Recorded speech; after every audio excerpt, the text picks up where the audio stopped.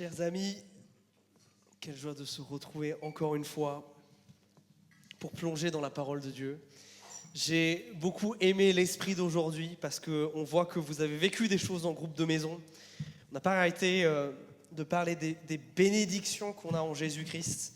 Et je trouve que ça se voit dans notre manière de louer aujourd'hui. Ça me réjouit de voir tout ça. Alors aujourd'hui, on poursuit notre cheminement dans le livre des Éphésiens. Et aujourd'hui, peut-être qu'on va enfin réussir, enfin vous allez m'aider, à réussir à répondre à une question à laquelle j'ai tout le temps du mal à répondre. Vous le savez, je ne suis ni timide ni silencieux et c'est très rare que je n'ai pas quelque chose à dire. Cependant, il y a toujours une situation dans laquelle j'ai du mal.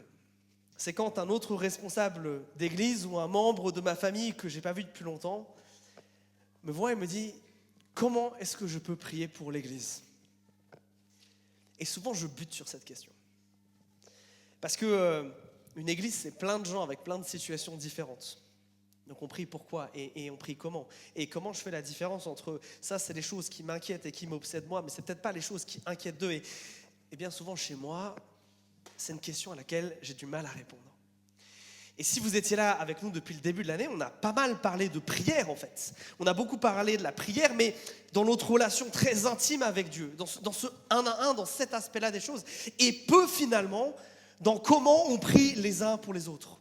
Et surtout, comment on prie pour notre Église. J'ai envie de vous poser la question.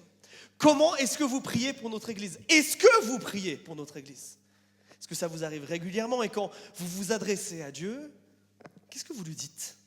Qu'est-ce qu'on demande à Dieu quand on prie pour l'Église ? Eh bien, c'est un petit peu ce qu'on va explorer aujourd'hui.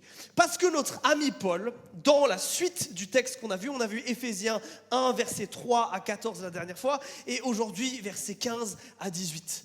Paul, il va toujours pas commencer à leur enseigner des trucs, il va continuer à juste se réjouir et exploser de joie. Et après avoir fait la liste, rappelez-vous, de tous les bienfaits, toutes les bénédictions qu'on a en Christ, le fait d'être prédestiné à être avec lui, le fait d'avoir la présence du Saint-Esprit, d'être pardonné par Jésus, d'avoir cette garantie que représente l'Esprit Saint, Paul, il ne veut pas commencer sans prier pour eux. Et je crois que dans cette prière, il y a un vrai modèle pour nous sur comment on devrait prier les uns pour les autres. Ce qu'on devrait chercher, parce que je suis sûr que ça vous arrive aussi, quelqu'un vous confie cette situation difficile, vous voulez prier pour cette personne, mais je prie dans quel sens ?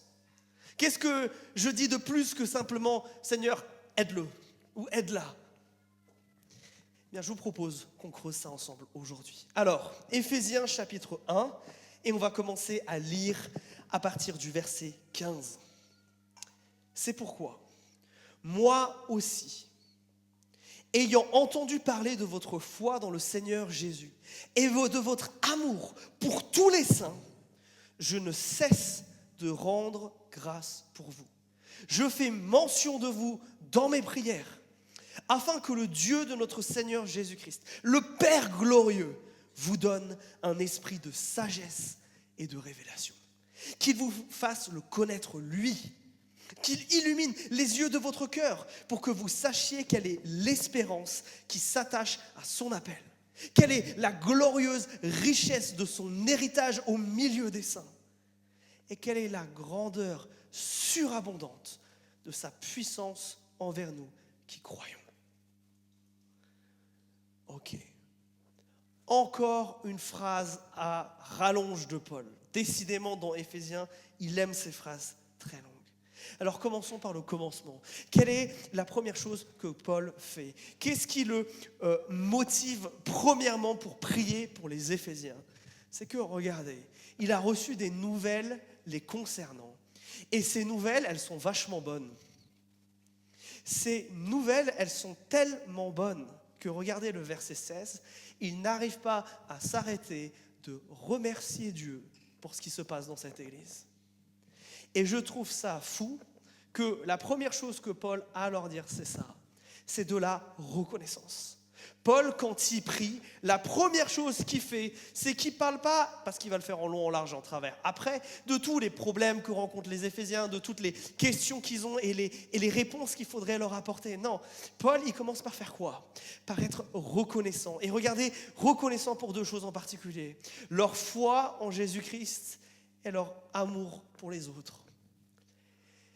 Et ça, c'est pas bateau. Parce que ça, c'est les bases du christianisme. Si on était en cours de chimie et qu'on mettait le christianisme dans une bouteille et qu'on cherchait à la distiller, le christianisme qui ressort, c'est de la foi et c'est de l'amour. Et ça, ce sont les fondations du christianisme. Pour certains d'entre vous, ça peut vous paraître presque bateau de dire ça, tellement vous l'avez entendu. Mais la question, ce n'est pas tellement de le savoir. La question, c'est est-ce que d'autres, en regardant notre Église, en regardant notre vie, peuvent être reconnaissants à Dieu parce qu'à Vertical Nantes, on est des gens qui avons foi dans le Seigneur Jésus-Christ et qui nous aimons. Est-ce que c'est vraiment des choses qu'on peut dire de nous? Tellement, tellement important ça. Mais tout ça, c'est Paul qui est reconnaissant envers Dieu. Et je crois que cette question de la reconnaissance, elle est déjà difficile de base, mais alors pour nous Français, c'est une montagne, je n'ai même pas de mots là à l'instant pour le décrire tellement c'est un problème pour nous. Parce qu'on est des professionnels pour ne pas être reconnaissants et faire des compliments, mais pour faire des critiques constructives. Vous savez, ce qui m'a le plus marqué quand j'étais aux États-Unis, c'est que j'avais l'impression que les gens ne se disaient pas la vérité. J'avais l'impression qu'on était trop positif. Mais je me suis très vite rendu compte que moi, j'avais tout à dire sur tous les petits détails les plus négatifs ou les plus optimisables, on pourrait dire. Et que finalement, je n'avais pas ce cœur à être reconnaissant et à apprécier ce qu'il y avait de beau et ce qu'il y avait de bon. Et je crois que Satan se sert ça dans nos églises d'une manière tellement forte parce que des fois, on va déguiser notre problème de reconnaissance sur de la piété. En se disant, il faut que je fasse attention. Parce que si je commence à être trop reconnaissant pour que ce qu'un tel fait dans ma vie et son impact, etc., ce qui pourrait arriver derrière, c'est que ça le rende orgueilleux, cette personne-là. Donc surtout, je vais me retenir de lui dire merci, je vais me retenir de lui faire du bien, je vais retenir mes mots, parce que vous comprenez, quelque part, je suis le gardien de sa sainteté. C'est faux. Je dirais même, c'est plutôt l'inverse.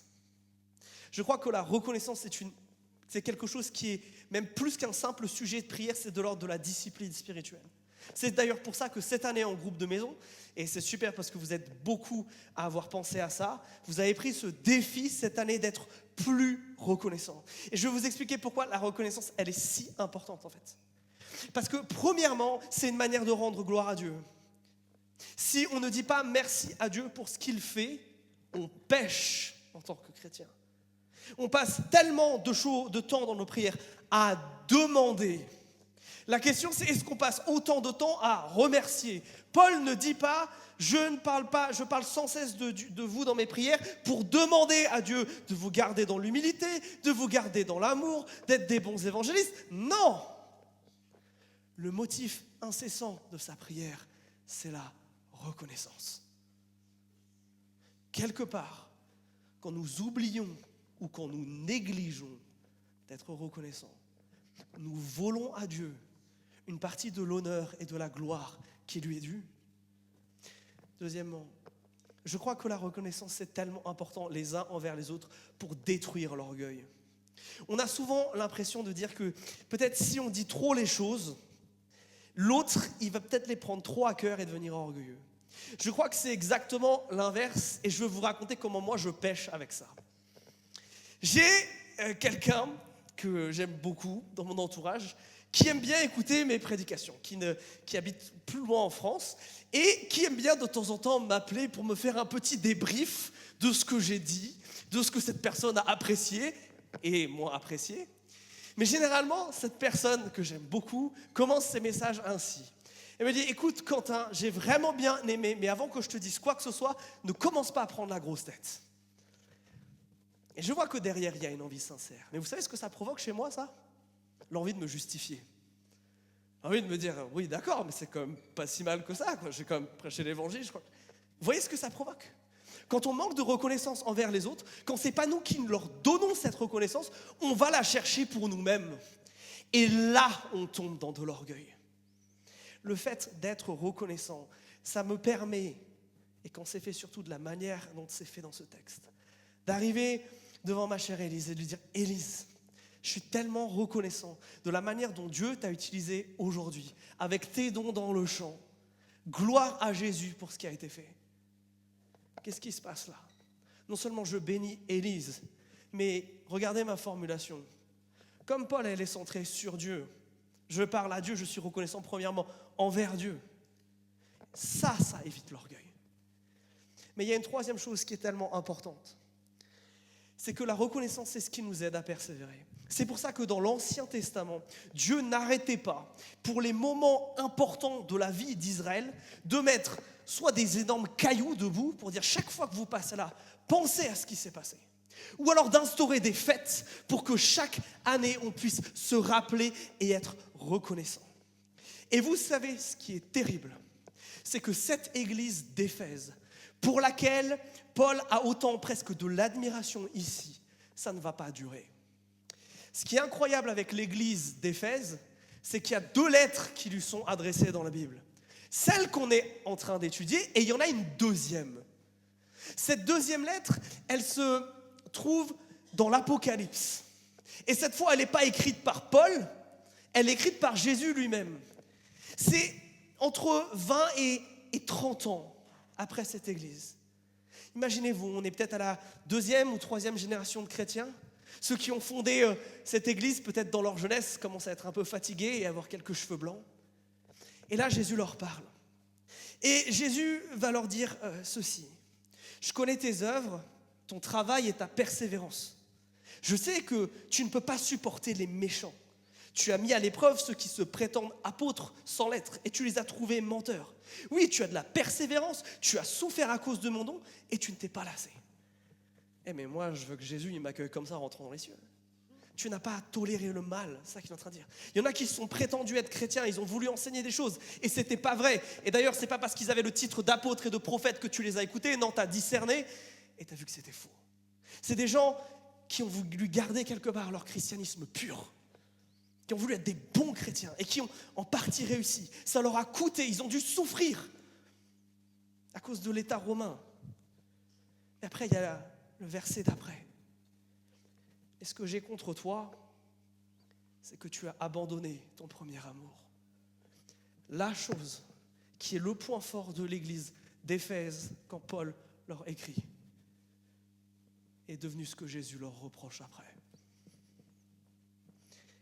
Et ça, c'est tellement important, les amis. Parce que certains d'entre vous, cette idée de reconnaissance, cette idée de l'importance de la foi et de l'amour du prochain, vous l'avez entendu pendant des années.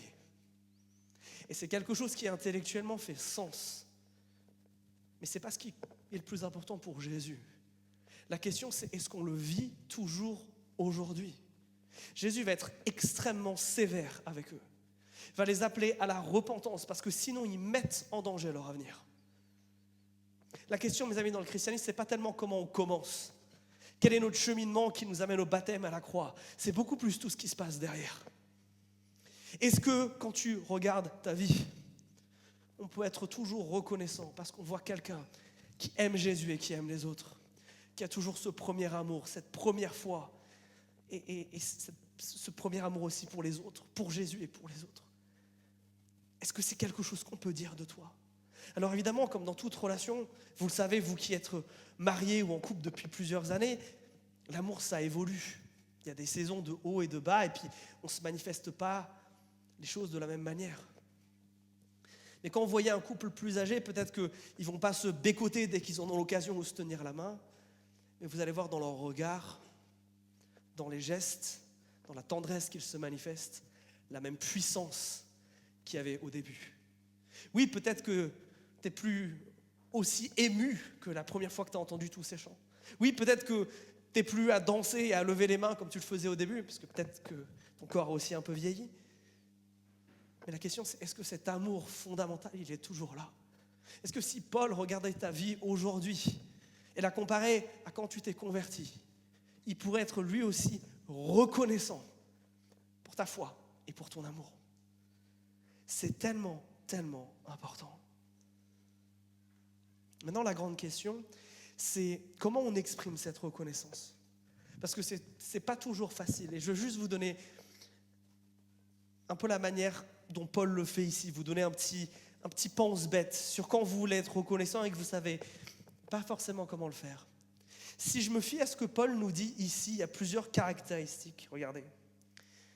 Il a entendu parler de eux et d'un truc très spécifique, de leur foi et de leur amour pour les autres. La reconnaissance, elle est toujours spécifique, elle n'est pas vague. C'est pas juste merci pour qui tu es. Non, qu'est-ce que tu as fait? Elle est spécifique. Ensuite, Paul, il dit pas ça juste pour les encourager parce qu'il est sympa. Non, il a reçu un rapport là qui concerne l'église d'Éphèse. Alors je sais pas si c'est quelqu'un qu'il a rencontré qui venait de cette église qu'il a croisé, je sais pas comment ça s'est fait. Mais Paul, il a une information ici. Il dit pas ça aux Éphésiens pour leur faire plaisir. Si vous connaissez un peu l'apôtre Paul, c'est rarement son cas de dire des trucs pour faire plaisir. Non, la vraie reconnaissance, elle est sincère. Elle n'est pas de façade. Elle n'est pas premièrement pour faire en sorte que l'autre se sente mieux. Elle est premièrement là pour rendre gloire à Dieu. Et troisième chose qui est marquante dans la manière dont Paul fait les choses ici, c'est qu'il ne cesse de rendre grâce. Il y a une espèce de quelque chose de continu. Il n'y a pas, j'avais vu que vous étiez plein d'amour et plein de foi il y a 10 ans, et puis vous continuez maintenant, c'est bien. Non. Souvent, Paul est reconnaissant. Regardez, sans cesse, il rappelle ça à Dieu. Et des fois, je me dis, est-ce qu'on ne manque pas de surtout cet aspect-là dans la reconnaissance les uns avec les autres? On part du principe parce qu'on a dit les choses une fois et ça fait un moment, l'autre le sait. Demandez à un enfant qui a entendu une fois de ses parents qu'il les aime, s'il le sait et si ça lui fait du bien. Non, la reconnaissance, elle doit avoir lieu souvent. Alors comment on prie pour notre Église? Je crois que la première chose pour laquelle on doit prier, c'est en étant reconnaissant. Attention, de manière sincère, pas de manière fausse, de manière vraie. Qu'est-ce que Dieu nous a apporté ici? C'est quand la dernière fois qu'on s'est posé devant Dieu et qu'on lui a dit « Seigneur, merci parce que j'ai vécu ça dans notre église, ça dans mon groupe de maison, ça avec un tel et un tel. » Ok. Mais c'est pas tout. La prière de Paul continue. Et puis on arrive là, au verset 17. Il dit qu'il prie ces choses-là, mais dans un but, regardez, afin que le Dieu de notre Seigneur Jésus-Christ, le Père glorieux, vous donne un esprit de sagesse et de révélation qui vous le fasse connaître. Alors cette phrase, elle est longue, mais elle est tellement lourde de sens. Déjà, vous avez toute la Trinité en une seule phrase. Mais il y a quelque chose de très fort là. Paul, il est en train de dire, s'il te plaît, Dieu notre Père, que l'esprit de sagesse et de révélation, il vienne sur les chrétiens. Et ce n'est pas juste des jolis mots, ça c'est une citation de l'Ancien Testament. Dans Ésaïe chapitre 11, verset 2, c'est le texte qui nous décrit que cet esprit-là, il est sur Jésus. Et Paul, il est en train de dire ça, que le Saint-Esprit, c'est l'esprit de Jésus, et il demande que cet esprit, il vienne en nous. Déjà, ça c'est fou. Et je ne peux pas m'empêcher de le mentionner, même si on en a parlé en long, en large et en travers la semaine dernière, mais à quel point c'est extraordinaire que l'esprit de Jésus habite en nous. Qu'on ait cette proximité avec Dieu, cette connexion avec lui. Qui peut prétendre ça? Qui peut dire Dieu habite en moi? Incroyable. Mais plus que ça, cet esprit, il est censé apporter 2 choses, là, regardez. Sagesse et révélation. Sagesse et révélation. Si vous croyez que là, je viens de dire quelque chose de juste, réécoutez bien. Il ne donne pas juste de la sagesse et de la révélation. Il y a une fin de phrase qui est tellement, tellement importante ici. Pour le connaître. Nous avons le plus souvent une notion de la révélation qui est faussée. Paul demande, oui, prie pour que Dieu se révèle. Mais qu'est-ce qu'il prie? Il ne demande pas que Dieu leur révèle les quoi, les quand, les comment et les où, mais qu'il leur révèle Christ. Comprenez-moi bien. Bien souvent, quand nous demandons de la sagesse, et nous avons raison de le faire, nous demandons à Dieu des où, des comment et des quand. Bien sûr. Seigneur, J'ai cette décision à prendre. Qu'est-ce que je dois faire? Seigneur, cette situation difficile dans ma vie, elle dure depuis tellement longtemps. Quand est-ce que ça s'arrête? Ce qu'on demande en termes de révélation, bien souvent, c'est d'essayer de connaître le futur. Mais ce n'est pas ce que Dieu nous promet. Quand j'ai découvert ça, ça m'a mis un coup. Parce que je me suis dit, mais à quel point c'est vrai ça? On a l'impression que des fois, c'est le fait de connaître ce qui va se passer, qui va nous protéger et nous aider. Mais vous le savez comme moi, pire que la piqûre chez le médecin, c'est les 5 secondes où tu attends et tu n'es pas sûr de quand il va te piquer. Tu sais qu'il va le faire, mais tu n'es pas certain. Bien souvent, c'est d'ailleurs pour ça qu'ils nous prennent un petit peu par surprise. Mais parce que le fait de savoir ne délivre pas de l'angoisse et de la difficulté. Le fait de savoir ces choses-là, en tout cas. Ce qui change, c'est si on sait qui Dieu est. Et ça fait toute la différence. Pourquoi? Parce que, d'ailleurs, pas qui Dieu est, je devrais dire, vous auriez dû me reprendre, qui Jésus est. Pourquoi Jésus? Parce que Jésus, c'est à la fois l'image parfaite de Dieu, il n'y a pas de description plus claire de comment Dieu pense, agit, qu'est-ce que ferait Dieu dans certaines situations, que de regarder Jésus. Mais Jésus, il a marché sur cette terre non seulement en tant que Dieu, mais aussi en tant qu'homme. Et par sa vie, il nous montre l'exemple exact de comment nous devrions vivre. Ça nous amène à ça. J'aime beaucoup cette citation. Du coup, si vous priez pour obtenir de la sagesse nécessaire à une décision, c'est bien, l'Écriture nous le dit. Mais ne soyez pas surpris si Dieu vous donne une connaissance plus approfondie du Christ comme réponse. Parce qu'en le connaissant mieux, vous deviendrez plus semblable à lui, capable d'agir avec sagesse, de manière à plaire à Dieu, car comme lui, vous saurez mieux dépendre des Écritures, les interpréter et les mettre en pratique.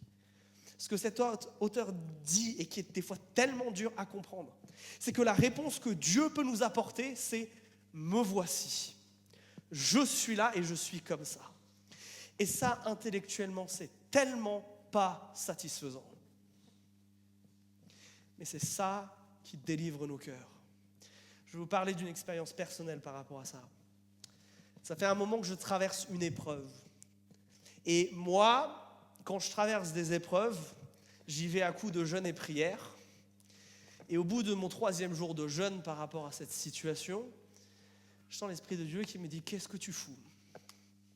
Qu'est-ce que tu es en train de faire ? Tu parles, mais tu ne m'écoutes pas. » Et donc bon, ça ne m'arrive pas souvent d'avoir des choses très fortes qui se passent de cette manière-là. Et je m'assois et j'essaie de réfléchir, j'essaie de penser. Et je reçois comme conviction de Dieu que Quentin, c'est moi qui suis souverain. Et c'est moi qui suis bon. Et moi, dans ma tête, c'était « Mais Seigneur, ce n'est pas du tout la réponse que je veux et que j'attends. Moi, je veux savoir ce qui va se passer pour que j'ai un objectif. Pour qu'ensuite, je sache exactement quoi faire et comment me positionner. » Et c'est pas ce que Dieu a choisi de me donner. Et j'ai lutté avec ça. J'ai lutté parce que je ne voulais pas recevoir ça de Dieu. Alors, au début, je pensais que c'était moi le problème, parce que peut-être qu'il y avait un péché non résolu dans ma vie, peut-être qu'il y avait quelque chose. Alors, je redouble d'efforts. Et Dieu me redit, arrête. Arrête. Mais c'est qu'à partir du moment où j'ai accepté, Seigneur, je ne sais pas, mais je sais qui tu es. Je ne connais pas ce que tu vas faire, mais je sais qui tu es. Tu es bon. Et là, je me suis réfugié dans les bras de Dieu. Et là, j'ai prié différemment. J'ai arrêté de dire, Seigneur, révèle-moi la suite, révèle-moi ce qui va se passer. J'ai dit, Seigneur Jésus, prends-moi dans tes bras, console mon cœur, fais-moi du bien. Et c'est la seule chose qui m'a apaisé, c'est ça. Et je me dis, après coup, à quel point j'ai été ingrat, et peut-être que vous pouvez vous identifier à ça. Parce que, en fait, ma réponse, c'était de dire, Seigneur, je ne suis pas satisfait avec ce que tu me donnes, je sais mieux que toi ce qui est bon pour moi, et tu as mal fait les choses. Au final, c'est ça. Et je crois que là, il y a quelque chose de tellement important. Quand nous demandons à Dieu d'intervenir et d'agir dans une situation. Évidemment, on peut demander à ce que Dieu donne de la sagesse. Jacques 1,5 nous le dit. On peut demander à Dieu, délivre-nous du mal. C'est dans le Notre Père. Mais est-ce qu'on est prêt à ce que la réponse que Dieu nous donne, c'est « Voici qui je suis ». Parce que je crois que là, il y a un exercice de foi qui est tellement puissant. qui est tellement difficile, mais qui est tellement nécessaire. Parce que oui, la délivrance pour nos cœurs et pour nos âmes, et pour ceux que nous aimons qui sont autour de nous, qui souffrent, ce n'est pas des réponses, c'est un Jésus. Ce n'est pas des promesses, c'est sa présence. C'est ça qui fait du bien. C'est ça qui transforme.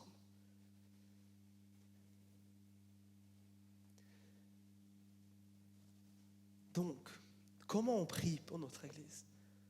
On cherche à être reconnaissant pour tout ce que Dieu fait au milieu de nous.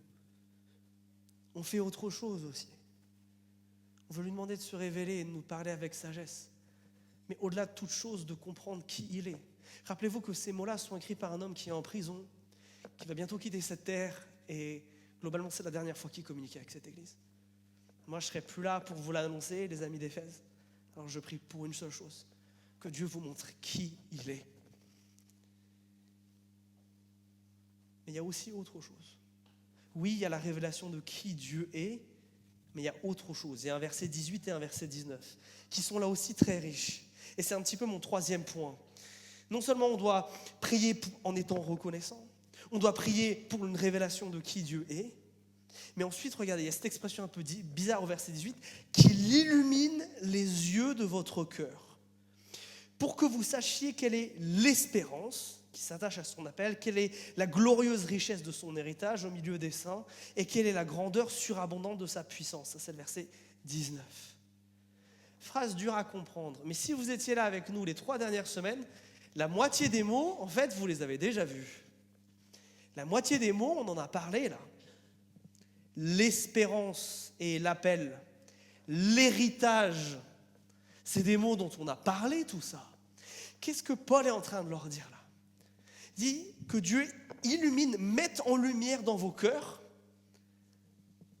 l'héritage et l'espérance ou l'appel et sa puissance. 3 trucs. Sauf que ces choses-là, en fait, il nous en a déjà parlé.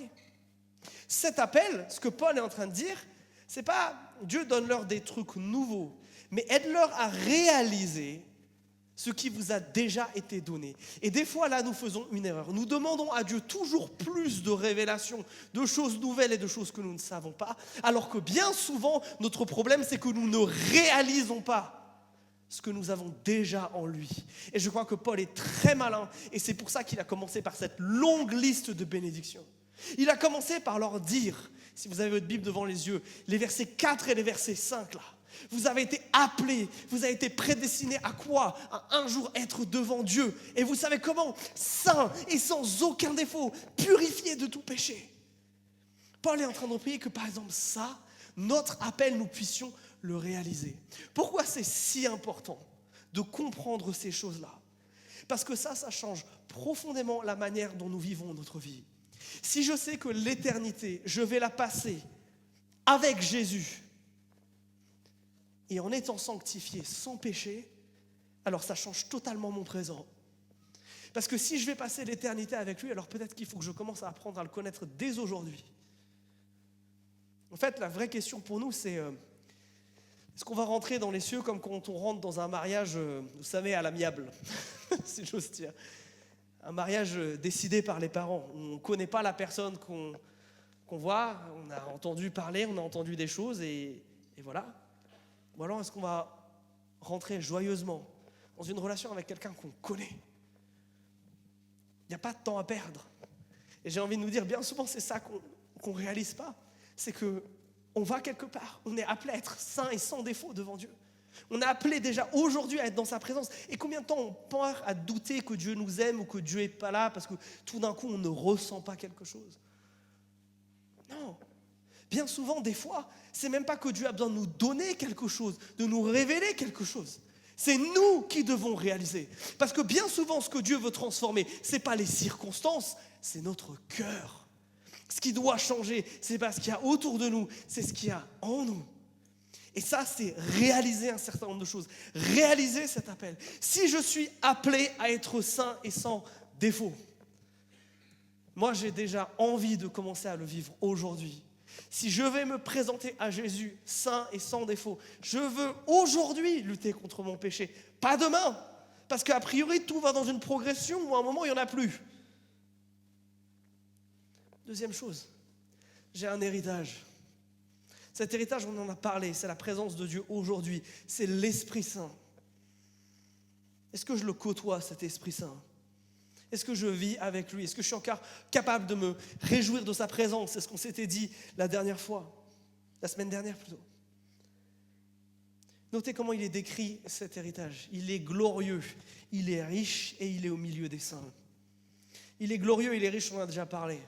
Oui, quoi de plus grand, quoi de plus beau que d'avoir en héritage la présence de Dieu lui-même. Pas des simples choses matérielles et pas on est content. Non, ça c'est pas les cieux. Les cieux, c'est je suis avec Jésus. Enfin, face à face, débarrassé de toute forme de barrière. Mais notez qu'il y a quelque chose de tellement important là, au milieu du peuple saint. Vous avez noté ça ? L'héritage que Dieu nous donne, il se vit au milieu du peuple saint. Un chrétien ne peut pas vivre sans les autres chrétiens. C'est impossible. Nous n'avons pas été créés pour ça, pire que ça. L'Esprit de Dieu n'est pas là pour être notre assistant personnel spirituel. Il est là pour être le chef de l'Église. Si je ne suis pas avec d'autres frères et sœurs, je ne peux pas expérimenter la présence de Dieu comme lui veut que je l'expérimente. Et si vous ne comprenez pas en quoi c'est grave, alors il y a un problème. Parce que nous sommes là pour servir Dieu. Le problème, c'est qu'on a développé une spiritualité qui est individuelle, les amis. Qui est trop individuelle. Qui est plus centrée sur cette dimension collective. La manière dont je vis toutes ces choses-là, c'est pas que tout seul, c'est en groupe. Comme je le dis souvent, un chrétien, c'est comme un zèbre. Sans troupeau, il se fait bouffer par le lion qui est Satan. Est-ce que nous commençons à vivre ça ? Est-ce que nous réalisons ça ? Que justement et bizarrement, quand ça ne va pas avec Dieu, vous avez noté ça ? C'est toujours les moments où il y a une forme de tension sur le fait d'être avec d'autres chrétiens. C'est quasiment automatique. Les deux sont quasiment tout le temps liés. Quand ça va mal, tout d'un coup, j'ai la tentation j'ai envie de voir personne et surtout pas des chrétiens. Et puis, ça va mal, donc je suis fatigué, j'ai envie de prendre du temps pour moi et surtout pas dans la présence de Dieu. Ah ouais. Ça, c'est ce que Satan veut nous amener à faire. Sauf que notre héritage, c'est quoi ? C'est de vivre ce que le Saint-Esprit veut nous donner dans le corps de Christ. Et bien des fois, je dois le confesser.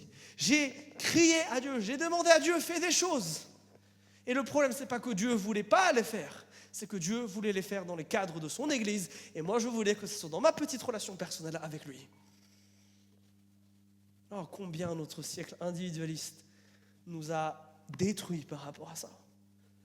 Mais sachez-le, chaque fois que cette tension vient, de ne pas aller avec des chrétiens, de ne pas aller au culte, de ne pas aller au groupe de maison, c'est qu'il y en a un qui essaye de vous éloigner de Dieu. C'est normal que ça soit dur. C'est normal que ça soit un combat. Je crois que c'est d'ailleurs pour ça que Paul prie pour ça. Pour que nous réalisions, oui, l'héritage que nous avons parmi les saints. Et que ça nous donne envie de nous réunir et de vivre toutes ces belles choses ensemble. La dernière chose que Paul mentionne comme réalisation, c'est pas seulement notre appel, c'est pas seulement notre héritage, mais c'est aussi sa puissance. Mais ça, Paul, il n'en a pas tellement parlé avant. Il va en parler surtout après en long, en large et en travers. Et c'est pour ça qu'on va se le garder pour la semaine prochaine. Mais je veux déjà nous laisser avec cette idée-là. Le Saint-Esprit qui vit en nous, c'est un esprit de force. Il n'est pas faible, le Saint-Esprit. Le Saint-Esprit, c'est pas un bisounours non plus. Si on doit vivre toutes ces choses-là dans un monde qui déteste autant Jésus-Christ, il y a besoin de puissance. Et bien souvent, je suis, et je vous le dis dès maintenant, mais je ne cesserai de vous le répéter la semaine prochaine, sidéré à quel point nous minimisons la puissance de Dieu, où nous croyons que Dieu ne veut pas ou ne peut pas faire un certain nombre de choses, où nous l'enfermons dans une espèce de boîte d'impuissance. Et bien souvent, ça nous prive d'expérimenter tout ce que Dieu a à nous donner. Alors mes amis, est-ce que votre vie de prière pour les autres, elle ressemble à ça ? Est-ce que quand vous priez pour les autres, les choses qui sortent en premier de votre bouche, c'est de la reconnaissance. Reconnaissance pour ce que Christ fait dans la vie de cette personne, pour ce qui est déjà là. Est-ce qu'on lui rend gloire de cette manière-là ? On n'est que des enfants pourri gâtés qui ne faisons que demander à leur Papa du ciel? Deuxièmement, est-ce que nous cherchons une révélation de qui Dieu est, au-delà de la simple solution au problème? Vous savez, c'est la grande conclusion du livre de Job. Rappelez, Job, il lui arrivait plein de malheurs. La grande conclusion que Job fait de son expérience, c'est « J'avais entendu parler de toi, et maintenant mes yeux t'ont vu ». La conclusion de Job, c'est pas « J'ai tout compris à tout ce qui m'est arrivé », mais c'est « J'ai découvert Dieu d'une manière tellement plus puissante ». Bien souvent, on croit que nos problèmes et nos difficultés et celles des autres, c'est uniquement des choses qui les éloignent de Dieu. Alors que là où Dieu est trop fort, c'est qu'il veut les utiliser pour nous rapprocher de lui. Donc, est-ce que nous prions aussi pour que Dieu révèle qui il est dans ces difficultés? Et enfin, est-ce que nous prions, et ça demande des fois un petit peu de courage, pour que celui qui est avec moi réalise un certain nombre de choses? Que celui qui se sent cassé, mal aimé et détruit, certes, il se sent comme ça, mais ce n'est pas l'héritage qu'il lui est donné. Celui qui se sent seul et loin de Dieu, alors qu'il est baptisé et qu'il a confessé Christ, il ne l'est pas. Est-ce qu'on a la foi de prier, Seigneur, aide-la à réaliser combien tu l'aimes, combien tu es là, combien son héritage est grandiose et ça devrait la transformer ou le transformer? Je crois que Paul, là, il nous donne une toute autre manière de prier, qui est plus centrée sur seulement ce que l'autre nous dit comme étant ses besoins, et qui est beaucoup plus centrée sur ce que Dieu a fait et Dieu veut faire dans la vie de cette personne-là. Alors mes amis, je vous invite à ce que nous répondions à ce qui nous est dit ici. Notez que cet esprit de révélation, c'est l'esprit que nous donne Jésus. Notez encore une fois que toutes ces bénédictions-là, ce qu'on doit réaliser, c'est encore des choses qui nous sont données en Jésus. Et la reconnaissance, elle est pour la foi en Jésus et la capacité qu'il nous donne à nous aimer les uns les autres. Est-ce que vous voyez où je veux en venir? Tout ça n'est pas possible sans Christ. Si Christ, c'est pas, comme on l'a chanté tout à l'heure, ce merveilleux nom à qui nul n'est semblable. Tout ça, c'est possible et c'est vivable que dans le cadre où Christ reste Christ dans notre vie, où il reste premier. Et je veux vous inviter à ce qu'on réponde en reprenant ce chant, en se reposant devant cette longue liste qu'on a chantée tout à l'heure là. Tous ces adjectifs qui décrivent notre Dieu. Peut-être qu'il y en a un qui vous parle particulièrement par rapport à une situation que vous vivez. Peut-être que vous avez besoin de réaliser un des aspects, un de ces noms-là de Dieu dans votre vie. Et peut-être qu'au lieu de juste prier pour Seigneur, tu connais ma difficulté, dire Seigneur, j'ai besoin de réaliser qui tu es comme ça. Et après avoir chanté ça, on va chanter un deuxième chant. On va s'engager quelque part. À dire Jésus, qu'importe ce que tu vas me montrer, a priori, sur qui tu es, sur ce que tu veux faire dans ma vie, eh ben, choisis de suivre. Je vais arrêter de discuter, je vais arrêter de perdre du temps à me battre avec moi-même, mais je vais simplement m'abandonner et suivre. Parce que si tu es le Dieu qui a fait tout ça dans ma vie, si tu es le Dieu qui me donne un héritage, si tu es le Dieu qui veut me sanctifier, si tu es le Dieu qui veut de moi au point où il a envoyé Jésus mourir à la croix, alors je vais arrêter de perdre du temps. Et je veux agir au lieu de ressentir. Je veux m'approcher de toi et voir ce que tu fais quand je suis dans ta présence et que tu me transformes.